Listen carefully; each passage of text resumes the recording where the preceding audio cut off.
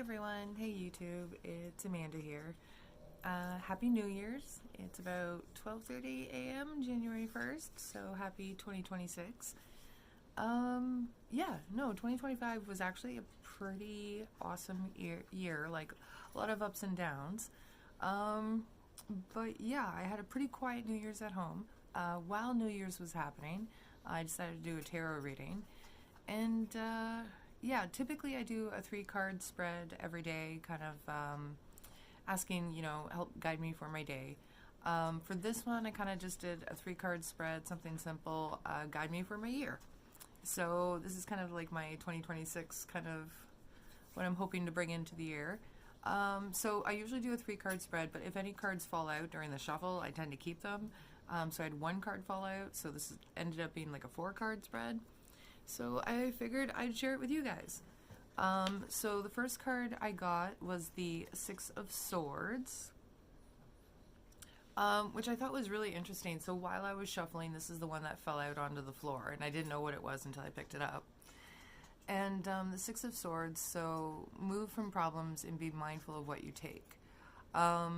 So yeah, like the people on the boat, like everybody looks really sad, and it represents like past hard times, but then it represents the boat, like they're being taken to calmer waters, better things, transition, moving beyond, journey, deeper thinking. I'm kind of reading the words off the card. That's how I learn. There's an app I use. But yeah, like I just thought this was really cool that this is the one that fell out, because to me it represents a lot of letting go. So I'm moving forward. I'm letting go of a lot of past hurt. Like 2025 was a really big healing year. Reflecting on it, I only had like 2 relapses, which is a huge progress for me. Recovery's not perfect, but I'm moving into 2026. Cleaner and better. Actually, tomorrow I will be 2 months free of alcohol and harmful substances. So, yeah, I'm definitely making some progress, and things are definitely getting better that way. So, yeah, I'm letting go of a lot of like negative behaviors and moving forward. So that's what this card kind of represents for me.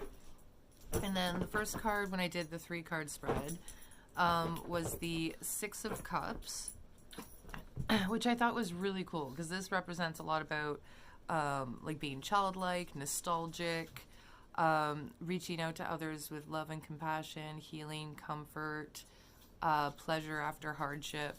So for me, I've definitely been going back to like things I enjoyed in my childhood. So even right before I came downstairs, I was upstairs in my room playing my Super Nintendo. So I've been playing like retro video games this past year. I've been getting like coupons and signing up for like Cineplex, so I've been going to the movies. There was a time last year in the summertime where I had some bad things happen, and I kind of stopped doing those activities, and I think like I definitely kind of fell like a negative rabbit hole. So I think continuing to stay in touch with my inner child and doing things that genuinely bring me joy is a really important part of my recovery. So I thought this was a really, really cool card to come up first in the 3 card spread, because it's really important for me to stay connected with my inner child and take care of her. And yeah. And then the second card I got was the Ace of Swords. And yeah, to be in the middle of like a 3 card spread, even though technically it was a 4 card, was really interesting. So swords, I also forgot to mention, cups kind of represent your emotions, where swords kind of represents more your intellect and your thoughts and the way your mind works. So Ace of Swords is speak your mind to solve your problems, logic, power, insight, clarity, ideas, breakthrough. So the Ace of Swords, like the single sword, I forgot, like it talks about it more thoroughly in the app that I use, but it definitely, like the biggest word that comes out to me is clarity. Like I definitely, in the past year, like who I am today compared to who I am exactly a year ago is so different in the way I think, and I am just so much more clear mentally. I still have my moments, like even tonight at work, I had a little bit of a tantrum in the bathroom at work, like because I was getting overwhelmed and frustrated. I still have my bad moments. Like, I'm not perfect by any means.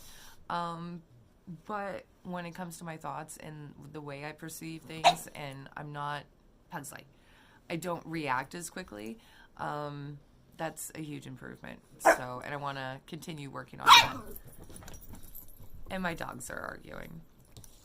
That's how I'm also bringing it into the new year. And then this one was really interesting. The last card I got in my, the whole spread was also the only major card I got was the Lover's card. So, this one's, I don't know, it's really interesting that I got this.